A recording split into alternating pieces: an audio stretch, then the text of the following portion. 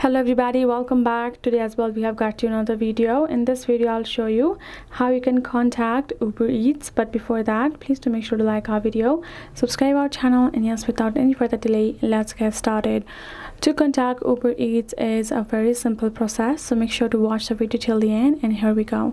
So what you're going to be doing to do that is you're simply going to go to your browser and type in help.uber.com.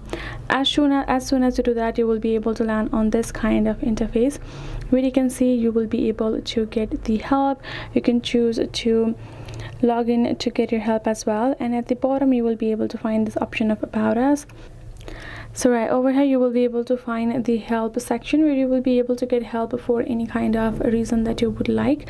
So you have to just make sure to log in so you can go through the further steps to file in the form, file the complaint. I'll be watching you.